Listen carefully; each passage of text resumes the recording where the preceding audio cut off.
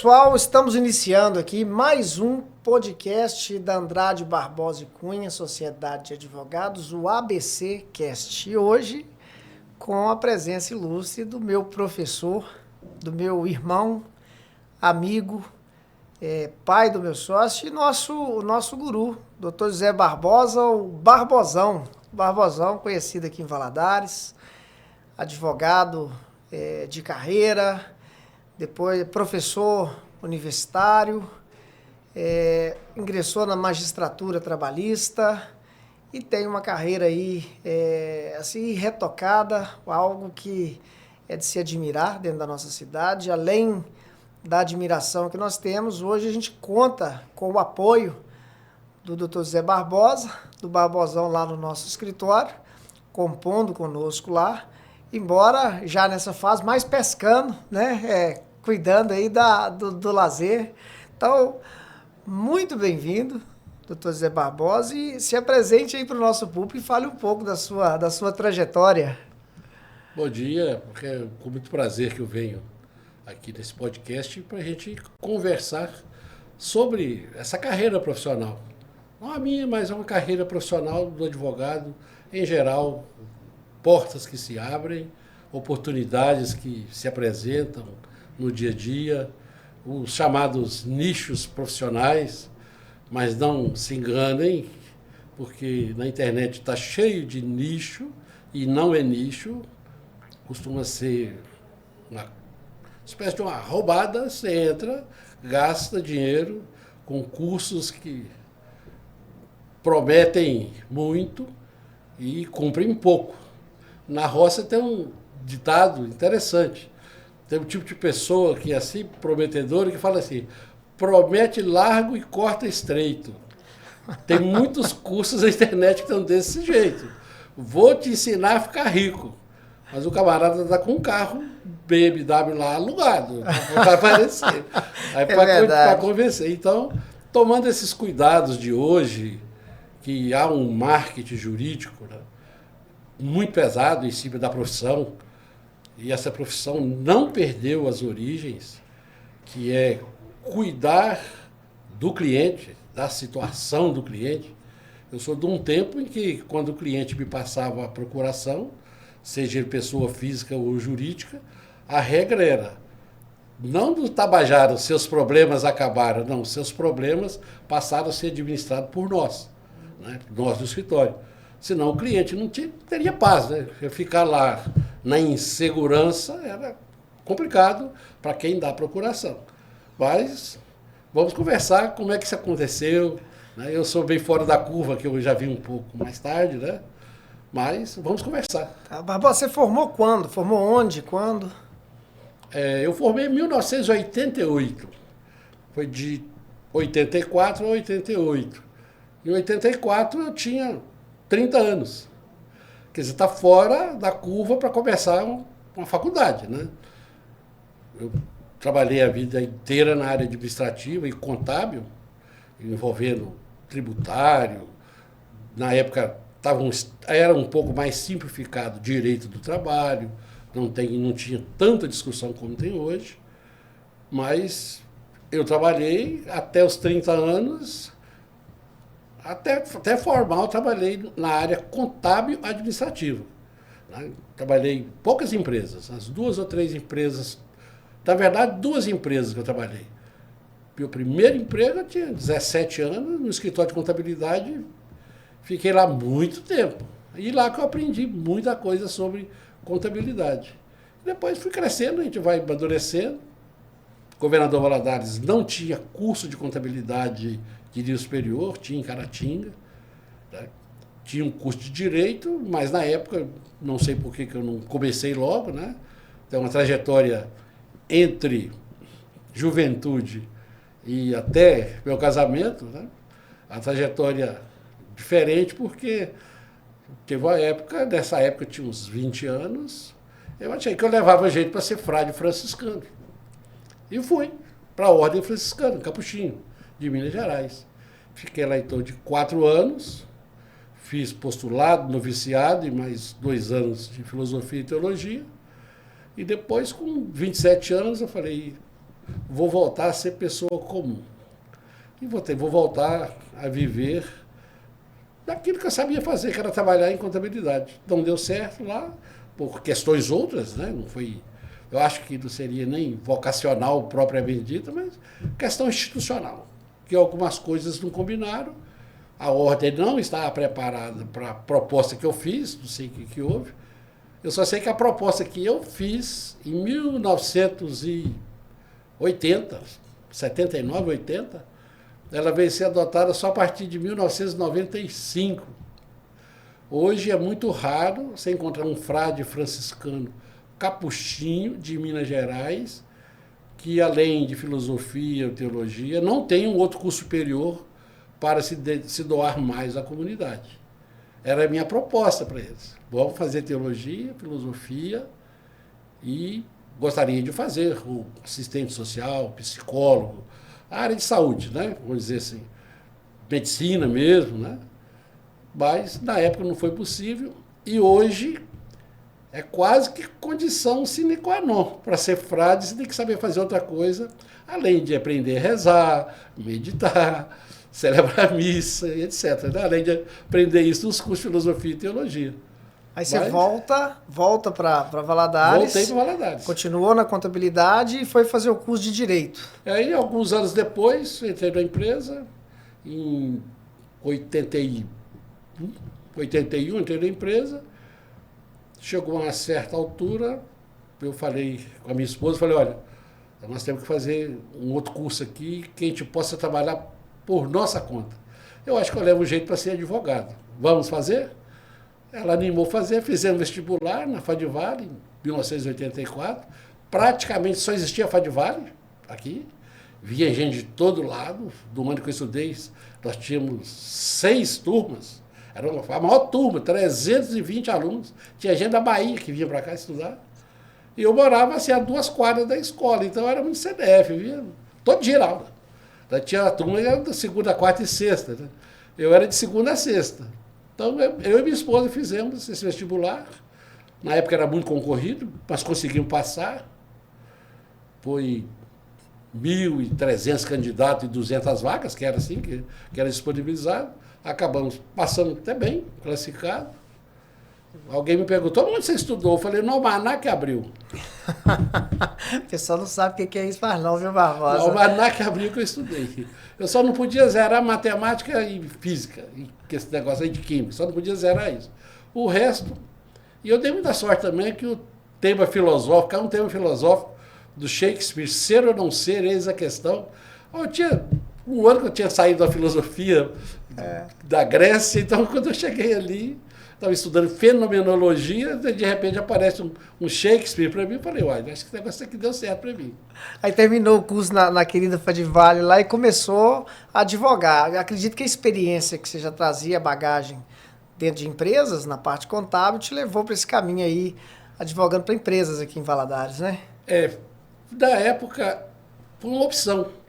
Eu moro em Valadares, já tem 66 anos que eu moro em Valadares.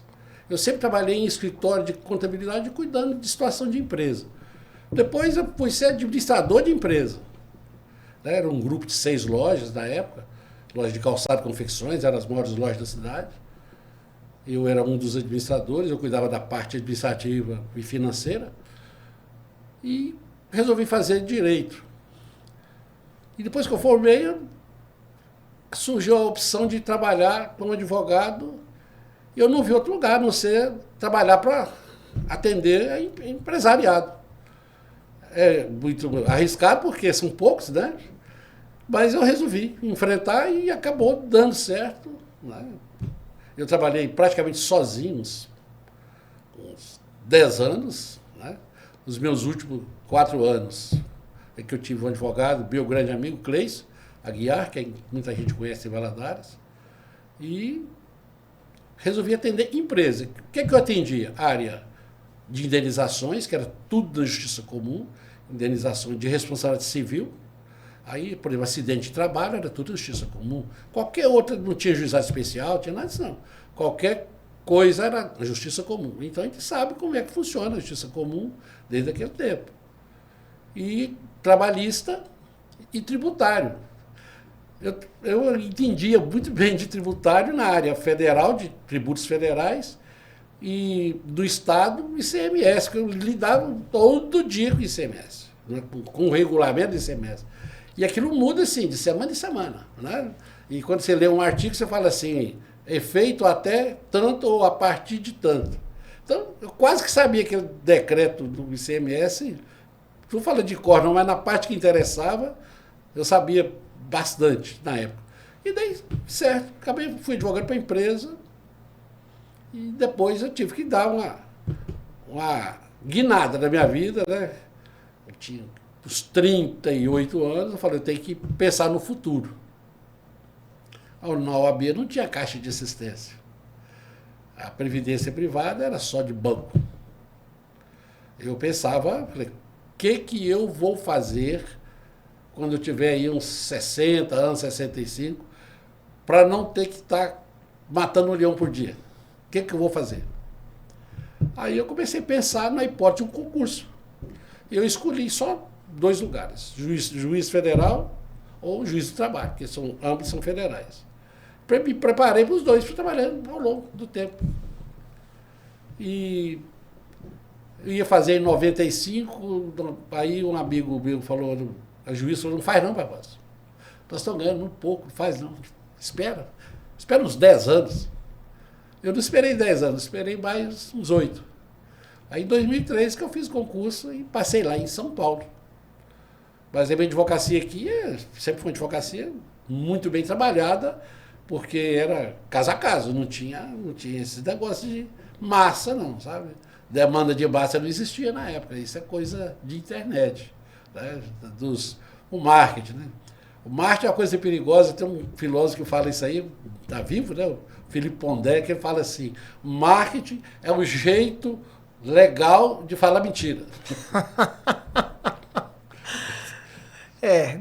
Assim, essa utilização, efetivamente, assim, a internet, né, Barbosa, ela abre espaço para todo tipo de público, né?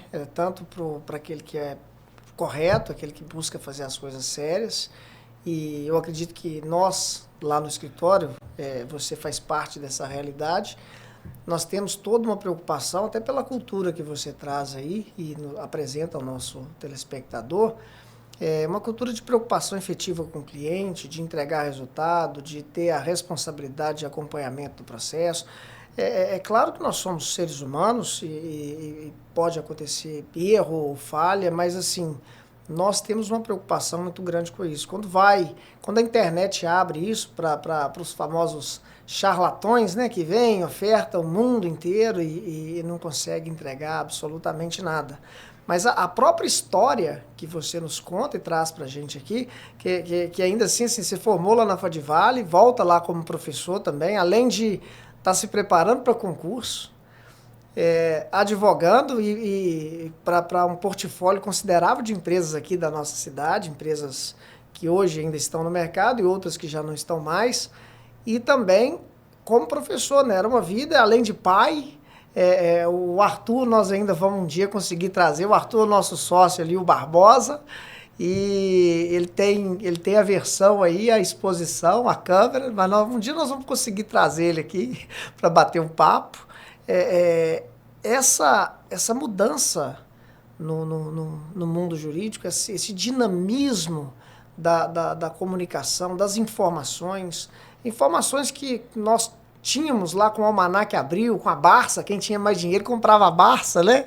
A gente tinha menos dinheiro, ia lá na banca comprar o Almanac Abril.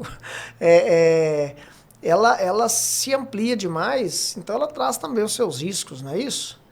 É isso. Eu, no meu trabalho de profissional de advocacia, eu falei em casa que acho que eu sou bem devoto daquele site do Primo Pobre, sabe? Desde aquele tempo. Eu falei, eu tenho que ter renda extra. Eu já ganho alguma coisa, eu tenho que ganhar uma renda extra. Tem que arranjar um jeito. Aí surgiu a hipótese, eu trabalhava com muitas comunidades, né, na minha juventude, pastoral de juventude, eu não tinha muita dificuldade com conversar, trocar ideia em grupos, etc. Falei assim, eu acho que eu levo um jeito para dar aula. E aí eu fui dar aula do município. Aí fiquei 3 anos no município, contratado, 1 ano, depois veio concurso, Constituição exigiu concurso, fiz o concurso e fiquei lá dando aula 3 anos de contabilidade de custos e o direito aplicável à contabilidade. Uma parte bem geral, mas que o contador ou contabilista na época era 2º grau, precisa saber, ter um mínimo de informação a respeito disso. E aí fiquei lá uns 3 anos, até final de 91. Aí, porque a faculdade havia me chamado, surgiu uma vaga na faculdade, e era para ser professor de Direito Constitucional.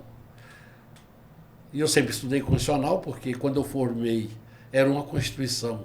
Quando eu comecei a fazer Direito era uma Constituição, quando eu formei era outra.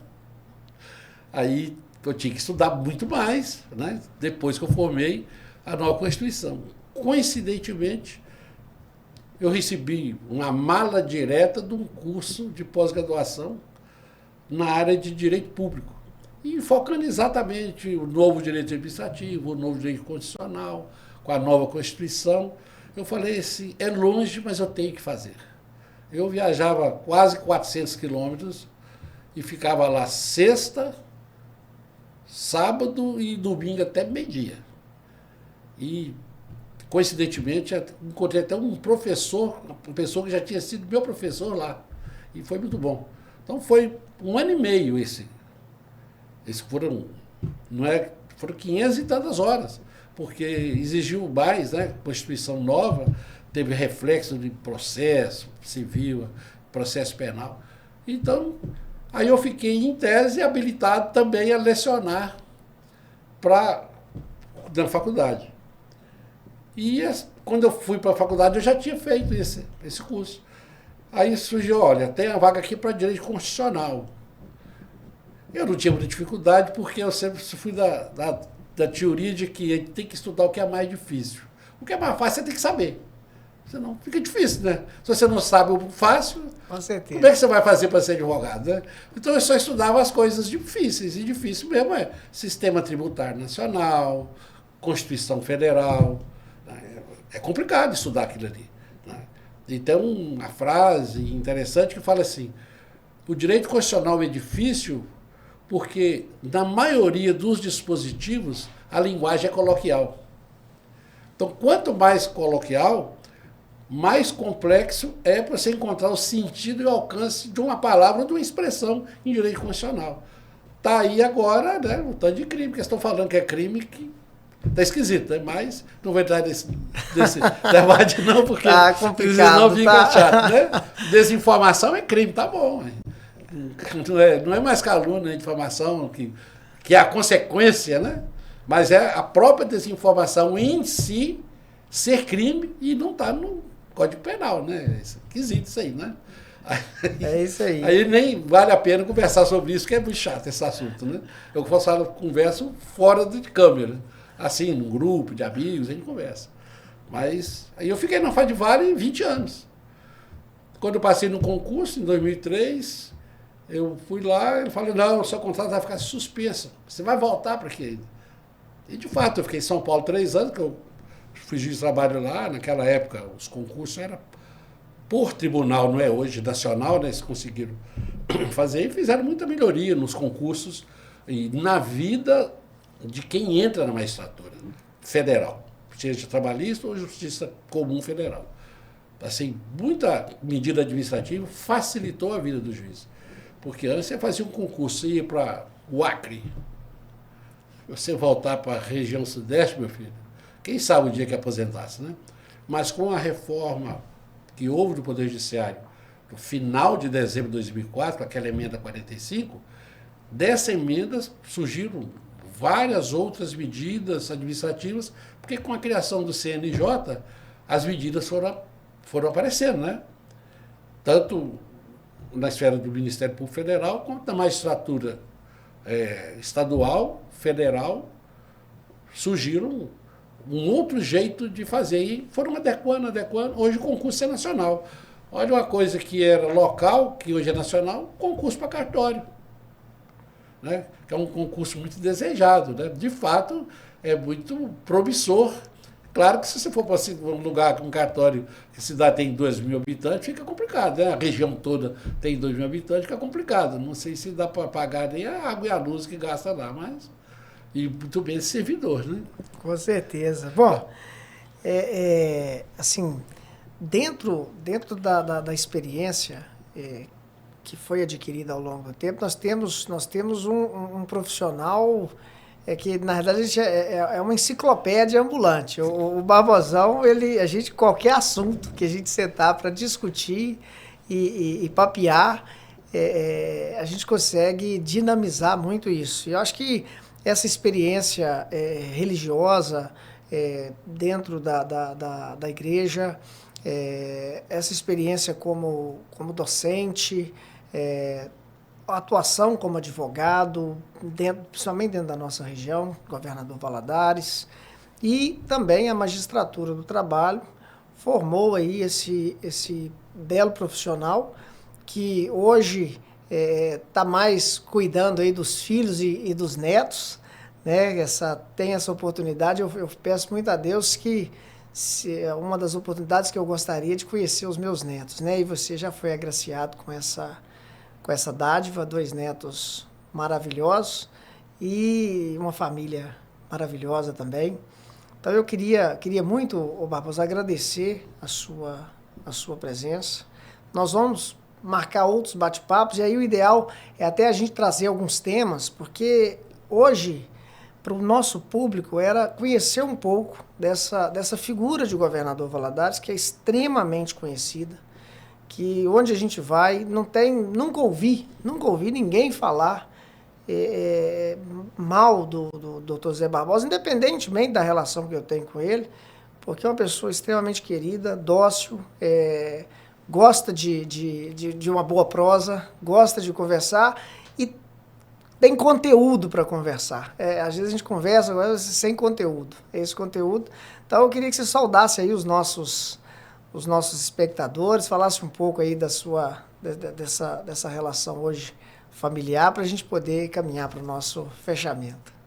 Bom, eu fiquei na magistratura quase 17 anos e lá em casa nós fizemos um combinado. Minha esposa aposentaria com 60, no dia que ela aposentasse, eu também aposentaria. Eu aposentei com 65. Um outro combinado era que eu não abriria escritório, porque se aposenta, não tem como abrir escritório, senão você não aposenta. Mas eu tinha um combinado que eu ia trabalhar no escritório do Arthur, do Lucas, né, e do João, que são amigos e irmãos, né? Assim, a nossa relação é assim, e que eu iria trabalhar lá na medida que eu fosse acionado. E veio pandemia, fechou muita coisa, e com isso também a gente aprendeu a usar um pouco mais da tecnologia. Hoje a gente faz muita coisa, estou morando no sítio, no pezinho da Bituruna ali. Mas é bem pertinho. Eu faço praticamente tudo por lá. Quando preciso de alguma reunião, venho no escritório. E estou levando a minha vida assim, de fato, cuidando dos meus netos. Assim, é um prazer muito grande estar com eles, meus filhos. O mais novo tem 34 e o outro tem 39, mas a gente continua cuidando do mesmo jeito, como se fosse meninos, né? Isso é muito gratificante a gente chegar nessa idade. Eu estou com 71 anos e estou bem, né, de saúde, e não parei de estudar, né? Porque para trabalhar no escritório também, não é esse negócio de chegar lá, como é que faz? Aí eu não parei de estudar? Eu não parei, não. Há uma preocupação muito grande hoje com os precedentes, né, que vinculam todo o juizado, as portas, toda a justiça comum e federal, o trabalho, tudo vinculante. Isso dá um desgaste para o advogado, para manejar recursos especiais nos tribunais superiores. Praticamente, sim, estão querendo mesmo diminuir o serviço lá dentro. Agora, pode diminuir tanto que depois nem precisa também. Se conversar, nem precisa, né? Eles falam que alguns tribunais isso são excrescência. Então, de repente, eles, né, a emenda é pior do que o soneto. Né? Eles estão fazendo isso tudo para vincular e não passa recurso mesmo. Não adianta. Tudo que era divergência jurisprudencial, eles estão eliminando tudo. Então, eles escolhem um lado. Fica com aquele lado, e todo juiz tem que observar aquele lado. Até esperar uma superação desse precedente, quem sabe que uns 20 anos, né? Uma coisa assim, né?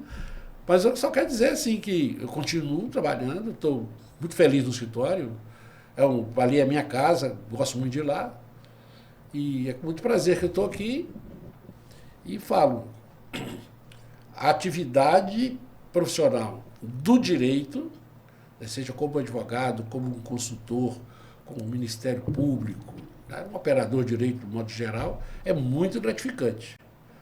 Uns ganham muito dinheiro, outros ganham razoável e outros ganham a realização pessoal de fazer uma coisa e que não é o dinheiro que às vezes que resolve. É verdade. Então, nós encerramos aqui então com essa conversa agradabilíssima. Mais um ABC Cast, o podcast da Andrade, Barbosa e Cunha, Sociedade de Advogados.